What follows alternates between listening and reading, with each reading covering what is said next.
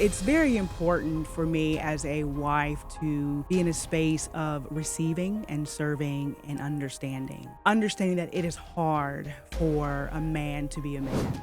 Why can't we just say, let's talk about the needs of men, hard stop. Or Yes, let's talk about the needs of women, hard stop. correct. And not feel feel like it's this scarcity mentality that if we talk about one, we're somehow diminishing the other. What is Yes. that about? Most boys come apart when a male role model leaves. If there is no father present, the son is more likely to be incarcerated than graduate from college. Subjectively, you can see that played out all the time. Kids I grew up with, they had a dad in the home, so different from kids who didn't have dad in the home. Just the stability or lack of stability.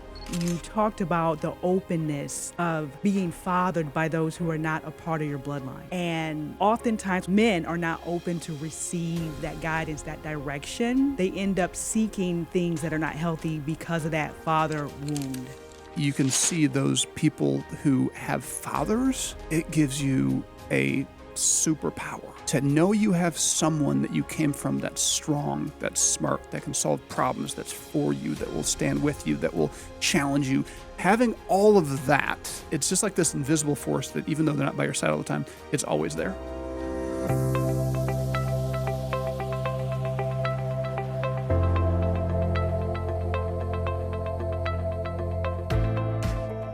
Welcome to the 5-Star Life Show. I am your host, Coach Seth, and just want to thank you for tuning in. Just a reminder, if you're listening to this by radio, you can listen to this anywhere podcasts are streamed. You can also, if you're a visual learner, I like me some YouTube, so go to our YouTube page at the 5-Star Life. And we have a new program partner channel called Your Home TV. Go to yourhometv.com to check that out. But thank you for tuning in. We're on a mission to transform students' lives, really transforming the way they think, they act, they lead, while really equipping them with the athletic, the academic, the social, and the employability skills that they need to thrive. Again, thinking 5-Star Life, you're thinking about the best possible life and outcome. And we're on a mission. You can go check us out at 5starlife.org. One of our prime partners is the Mishawaka Fieldhouse. And today, I've got a great guest here, a special guest, Nick Kleva, who is the VP of Events and Marketing and Strategy. Nick, thanks for joining us today. Yeah, thanks for having me. Glad to be here. Yeah. So let's talk. You know, there's people out there that are listening. We talk about 5-star basketball. We've talked about probably at length the partnership with the Fieldhouse and how awesome it's been. Talk a little bit, because you've been a part of this for a little while. Not just the marketing guy, but you've been a part of this for a minute. It has been. Yeah, it's been a great journey. And so it's kind of even going back to my previous role before even joining the Fieldhouse team, back when I was with the Convention and Visitors Bureau, doing feasibility studies, studying the area. So what do we need? What's the missing piece in that sports development here in our region? And it really, obviously, it came down to basketball, volleyball, indoor turf, some pickleball. So sure enough, that's what we built here in Mishawaka. But it's been a long time coming, right? I mean, we do well in a lot of other sports. That missing piece was that basketball, volleyball, hardwood court surfaces. So to have that now, it just elevates our region and our area to even more, to be on that competitive stage. So I want you to talk, because you've been, locking in all kinds of contracts and events. People are coming from all over here, but there's a big one that we've actually teased and talked about a little bit here with Adidas. Talk about that. Yeah, no, the Adidas one is special.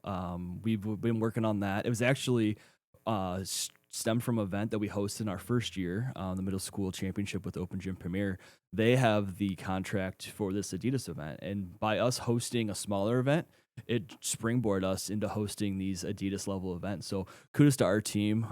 So it was definitely wasn't overnight. We had to prove ourselves and show the facility in our area that we were ready for it. And after that event last May, it took a couple months of negotiating and talking with the team with Open Gym Premier and Adidas, and we were able to get that contract signed last fall. So super excited. They're bringing 4 circuit level events to our area this year. So it's going to be a heavy lift, but we're super excited to do that for them and showcase our region and bring all these teams from across the country to South Bend, Mishawaka, and just show them what a great area this is. Yeah. And, I'm a basketball guy, so it's just super exciting because I mean, this is a historic event. There's never been an event of this caliber ever in the history of Michiana like this. Everybody's going to Houston, they're going to, Chicago, they're going anywhere but Michiana from eternity till now. Yep. So it's a big win. And there are some needs. I mean, there's some staffing that you got to ramp up for, and that we're Five Star Life is helping with.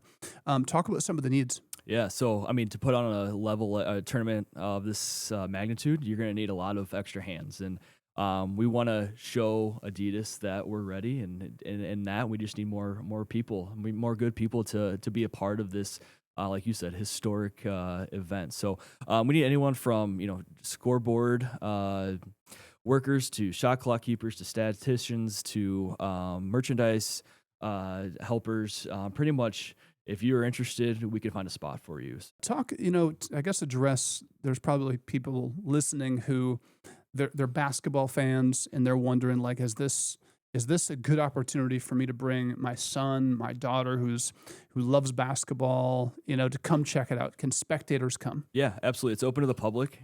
These teams, like I said, are on the circuit throughout the country. So not only are they coming to Mishawaka, they might be playing in Bryan, Texas, South Carolina, out in California. So this is really the top tier basketball for high school. So if you're a basketball fan, absolutely, it's open to the public. Purchase your ticket online or at the door, and have a fun day or a weekend of watching some top tier basketball that are the future college players that could be potentially the future NBA stars. So just get them. It's probably your best shot at seeing them, or you're going to be paying a lot more money down the road if they excel to that next level. Yep, exactly. That you're going to see a lot of these kids on TV Right. next year and for many years after. It's so interesting. I've spent the last 10 years in gymnasiums across America because of my kids play travel basketball and because of Five Star basketball. And I think people have an idea of what Mishawaka Fieldhouse is, but I don't think they quite understand how elite it is. And I mean, it is the Taj Mahal of travel basketball facilities. I mean, it really is, and which is why Adidas wanted to make this a stop.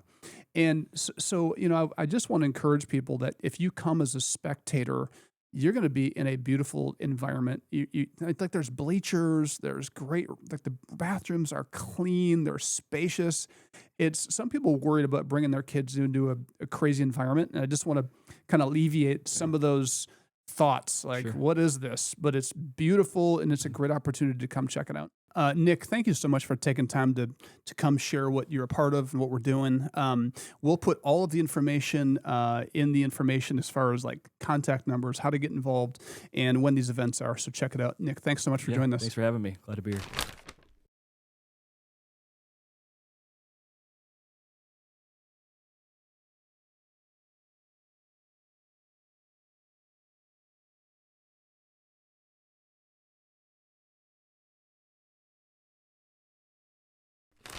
I'm going to jump in because Cherry always brings such great perspective and some great stuff.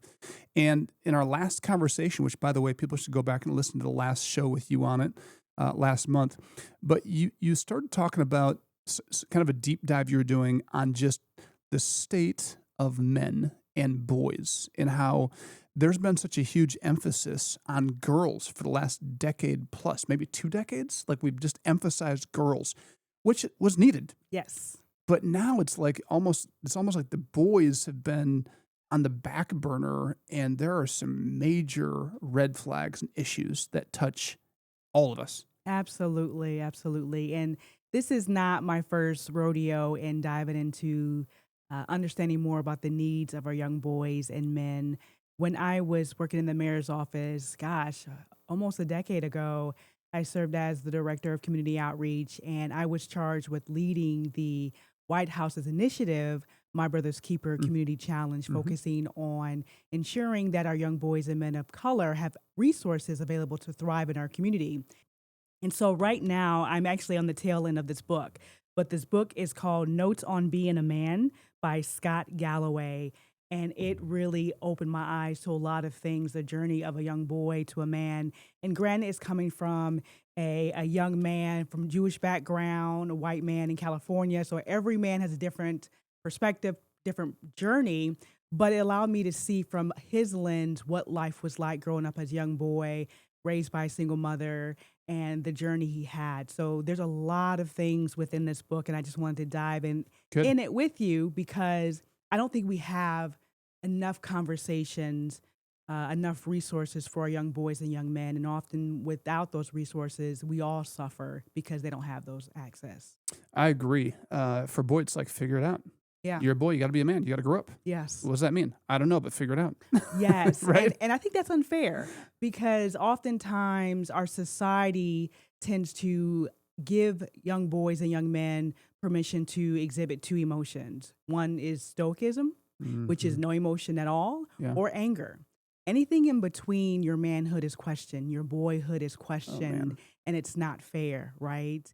Boy, that there's so much there. I mean, one of my pet peeves, and I've talked to my sons, I have 3 sons, about this too, especially it starts in middle school and then through high school. But boys, subconsciously and through environment, they start to, the message is stoicism, being distant, being mysterious, all these things are what you need to be. And anything else, then you're feminine, you're gay. They'll bring in these hot topic words, stereotypical words that shame boys and influence boys like crazy. Absolutely. Absolutely. It's a form of saying get in line. It's also saying I'm not comfortable with you exhibiting these emotions because Yeah. I don't know how to handle it because society told me that this is how a boy, how a man should be. And so I'm uncomfortable. And because I'm uncomfortable, I'm going to attack. Mm-hmm. That's not Yeah. what everyone does, but that's what some people do, Yeah. most people do. Mm-hmm. And it's unfair because when trauma enters into the scene and all these emotions arise, understandably so, because the brain does whatever it needs to do to protect itself, then that young boy, that man does not have the environment that will support him in his time of need, and that's unfair. Because what happens then is they internalize it. Then they either self-medicate through drugs and alcohol or other forms of addiction, which I will talk a little bit about today, or they will enter, unfortunately, into self-deletion. We all know what that is. Or they will engage in communal violence, gun violence. And we all suffer either way, whatever option they choose, because they don't have the resources, the support that they need when facing a traumatic experience. Mm-hmm. Yeah, and going back to what you're talking about, serving your clients, you wanted to dive deeper, and this has been something you've been very familiar with for a long time. But to serve your clients better, your male clients, you want to dive into this. And I also think it's like you have a husband, I do. so that's kind of important. I think there's probably some men listening that hopefully tune into this, or some women that get their men to tune into this, and vice versa, because I think you're gonna have some good stuff to share. Yes, it's very important for me as a wife to be in a space of receiving and serving and understanding, right? And understanding that it is hard for a man to be a man. Not saying that it's not hard to be a woman. However, but we're talking about men right now, right? Men are That's interesting. yes. Why can't we ever do that? Why Thanks can't for the we call just out.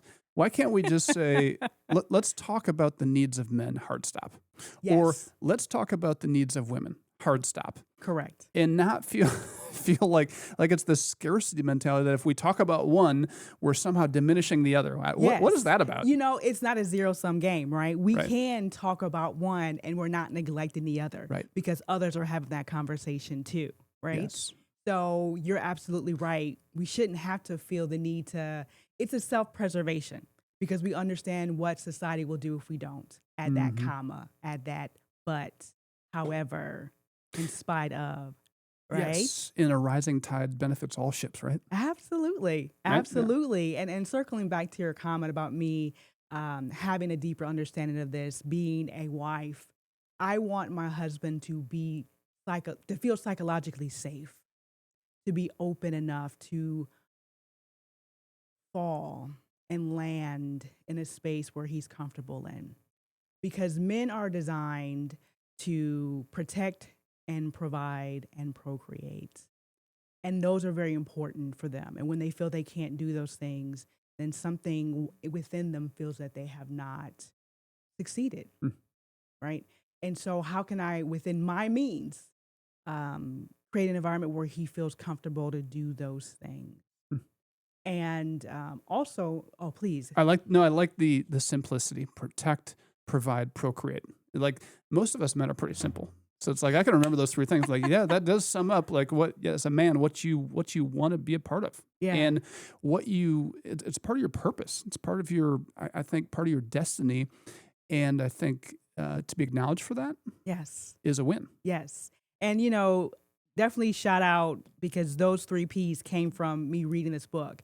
The Bible says, "In all things, gain understanding," right? And so the way that he broke it down into those 3 things was an eye-opener for me, and it helped me remember, right? We remember in 3s, right? The power of storytelling, okay?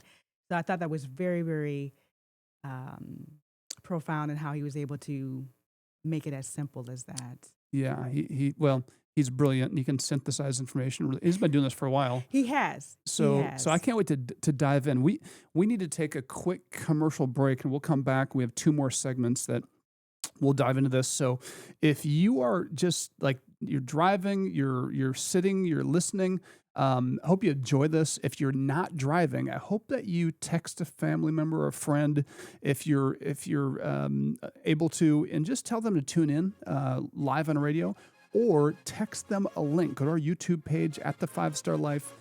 Go to your home TV, get the link pulled up, and then share it with them.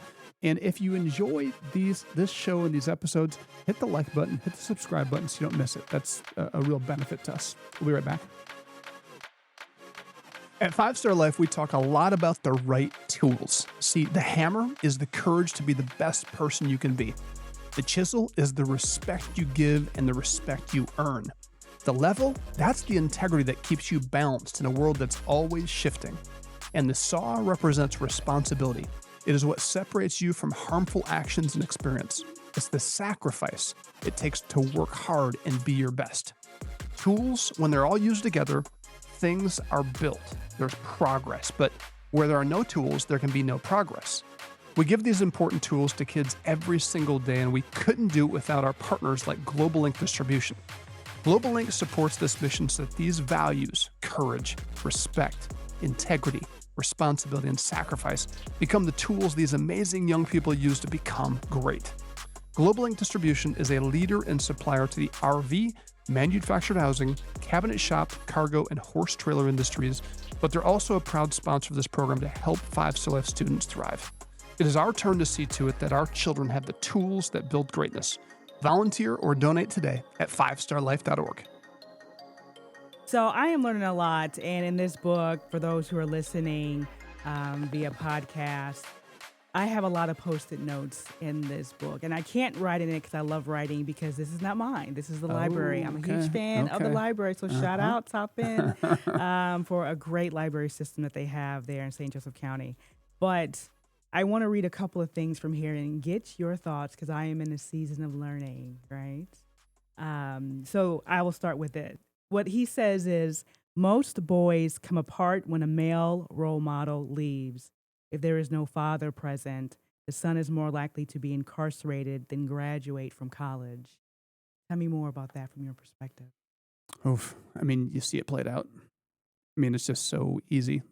Subjectively, you can see that played out all the time. The kids I grew up with, they had a dad in the home. So different from kids who didn't have a dad in the home. Just the stability or lack of stability. For me, I was I was so blessed because I was born into a fatherless home, but then had an adoptive father that stepped in.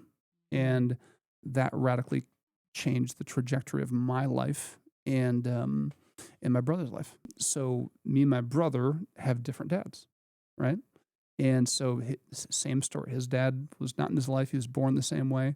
And so my mom, she was trying to figure out who she was. And she was just looking for love.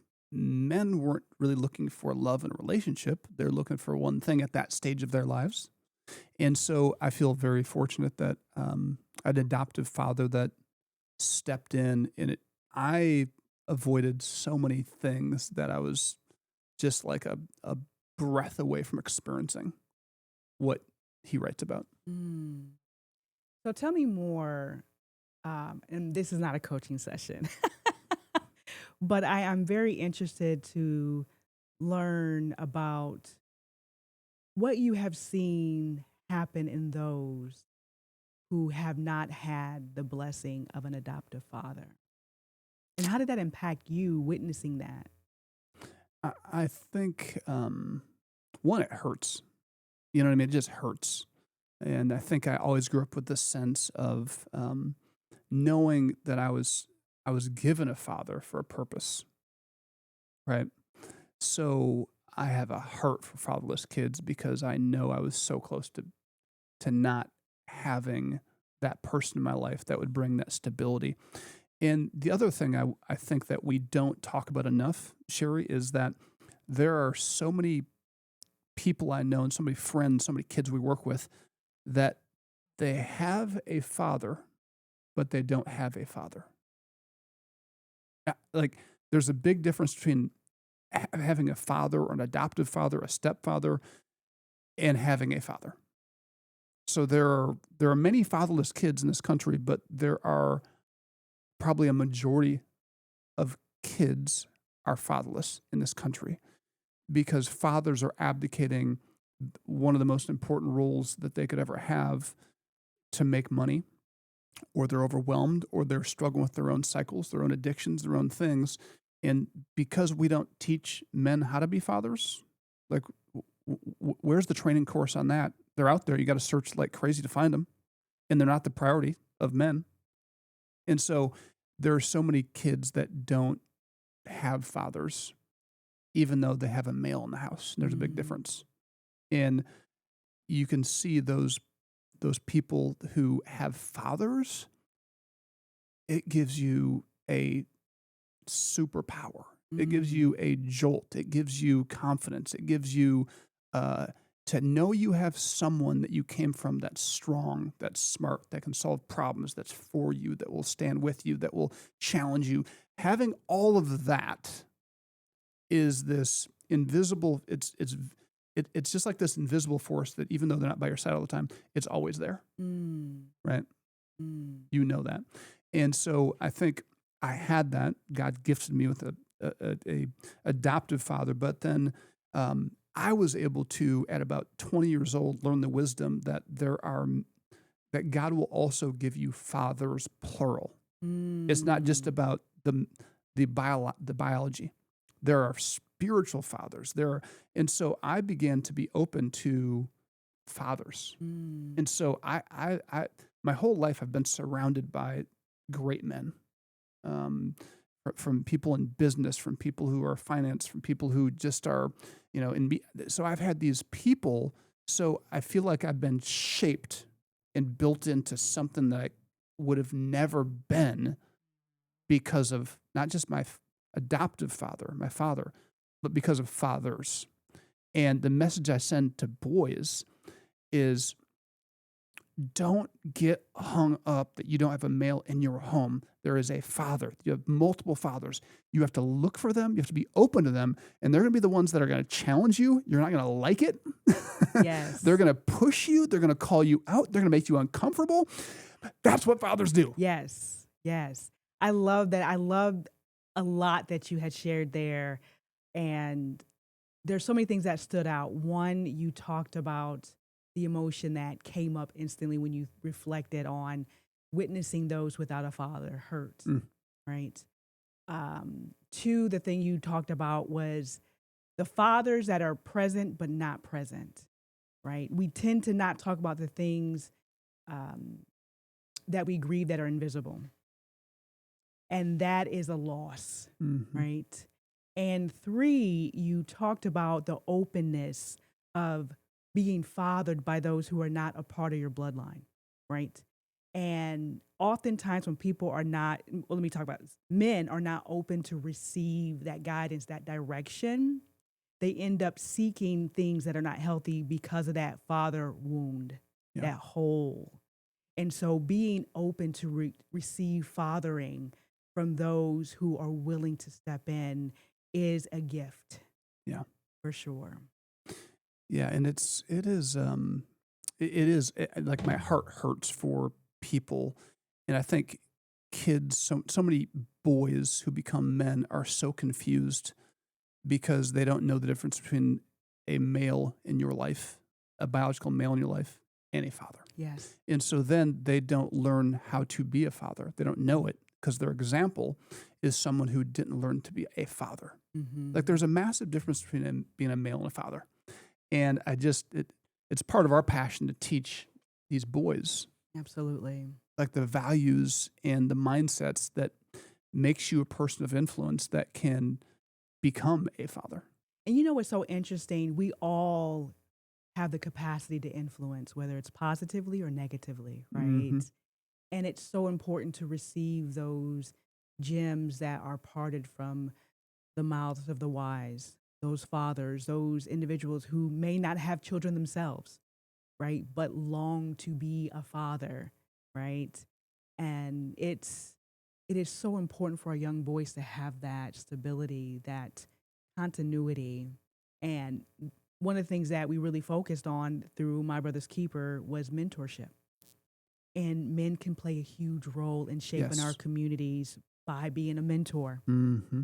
Huge role. Yeah. Right. And when we think about adverse childhood experience, ACEs, there's this thing called PACEs, which focuses on the positive that can happen in a child who is being raised in a traumatic experience, right? When that positive adult comes in, it can curtail them from going in one direction that without it, they would have been lost. That's right. Right? Mm-hmm. So men play a very important role, not just on boys, but on girls as well. Mm-hmm. It is so important, so important for men to step up and step in. Yeah, no, it's good. What else you got? Oh, I have a lot. I just want to be mindful of time too. Another one. Your body will sometimes make decisions for you when your brain won't. Learn to listen to your body.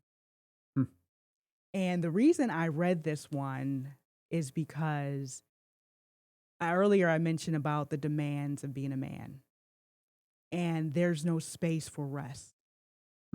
And it's so important, again, me as a wife, to create an environment for rest. So that way he can recoup and go back out in the world to fight another day. Right? That's powerful.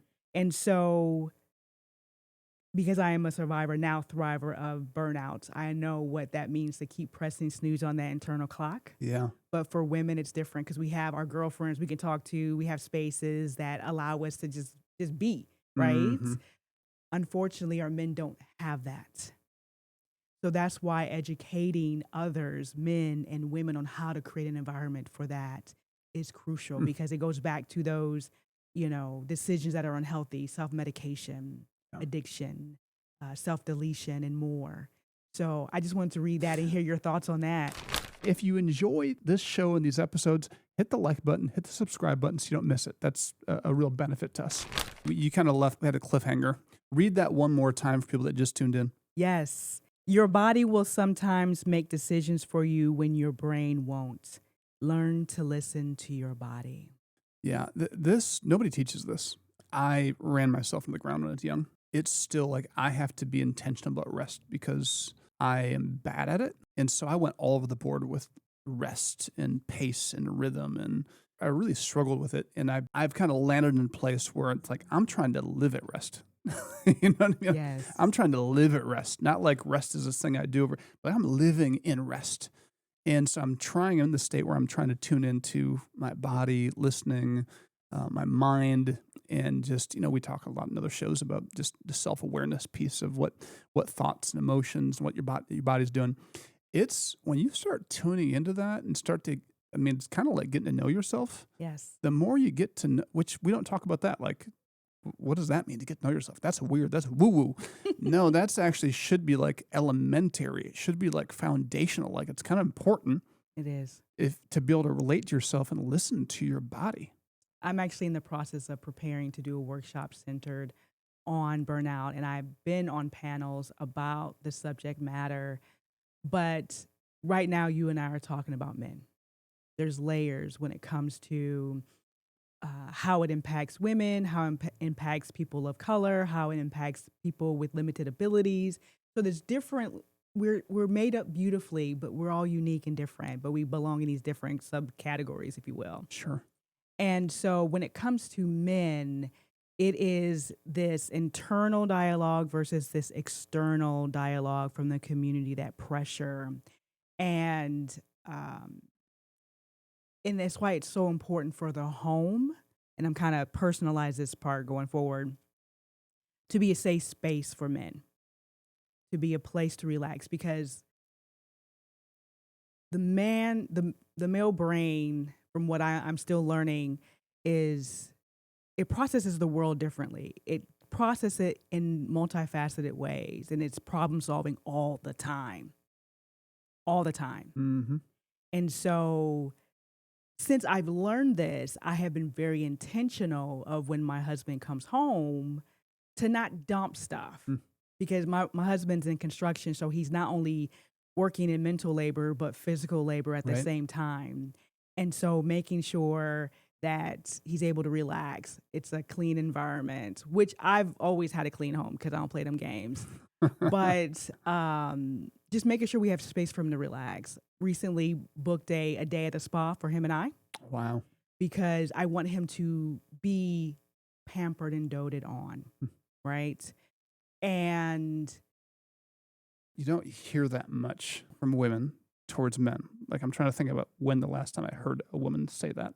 And it's interesting thought. It's unfortunate, Yeah. I feel. And I have learned throughout the years what to do, what not to do by watching. I am a visual learner. So if I see you talking crazy to your man and his response, I'm like, I don't want that kind of response. Or I see him shutting down. Because what we tend to do as humans, regardless of sex, we either engage in fight, flight, freeze, or fawn when we're threatened. And so freezing for men looks like disassociating and shutting down. And as women, we love to communicate, we love to engage. And so if I'm talking to a wall, I'm not feeling connected. Right. So I have to be mindful of what I do and what I say to make sure that line of communication stays open. Right. And that goes back to creating a safe space. Do you have any things, like certain things you do to create a safe space for your husband? Yes, I make sure, again, the home is clean. Check. That's a big one. I was already Yeah. doing that beforehand. Yeah. And two, making sure I get myself in order. What does that mean? That means checking my internal thermostat. What is my emotion that's rising and falling, and why is it present? I'm not saying I can't have or express, but be mindful not to bleed on my husband, right?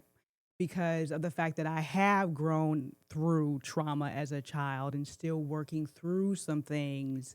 And I understand how the brain is wired and neuroplasticity and what it takes to rewire the brain and all that kind of stuff, the hippocampus and all that great stuff. I also, it looks like praying. I pray a lot. I read the word a lot. I try to make sure I laugh throughout the day. And we're very playful. We laugh a lot. We play a lot. Because at the end of the day, and you think about it, when we were kids, boys, when they liked somebody, they would pick on you. They would pull your hair. They would throw stuff at you.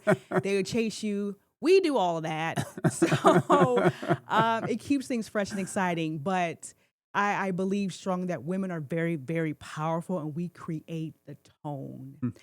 But it also looks like understanding, and this goes into polyvagal theory, and I know you understand this, the nervous system being able to impact one other's nervous system and creating that psychological safety. So being that I have all this information, I'm all about application. Oh man, that's awesome. Yeah. I just think there's so many people listening that, when you've invested in yourself. Yes. And I just think I feel so blessed because I've done the same thing. Yes. I've invested in knowledge and some skills, relational skills, and the knowledge of how to thrive. Because I think the biggest thing you bring to your husband is you. Thank right? you. Like it's you. And I think that sometimes women forget that men just want them to bring themselves. Healthy selves. Healthy selves. And I think you have some great wisdom, but like, man, he walks in the door, it's clean. am I prepared for this interaction? Am I intentional about this interaction?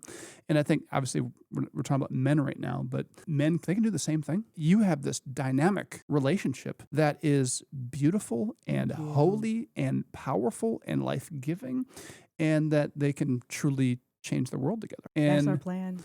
isn't that why we fall in love? It is. It is. It is. And I'm looking at the clock. We're like 10 seconds away from closing. Oh. Okay. Will you come back and can we continue this conversation? Yes, we can. It's so important. If you enjoyed it, please go check it out. How can they find you? They can find me at, I'm under the rebrand right now, so I'm going to keep people on their toes. But check us out next month, and I will unveil where they can find me. Awesome. All right. We'll have it all in the information, too. Have a great week.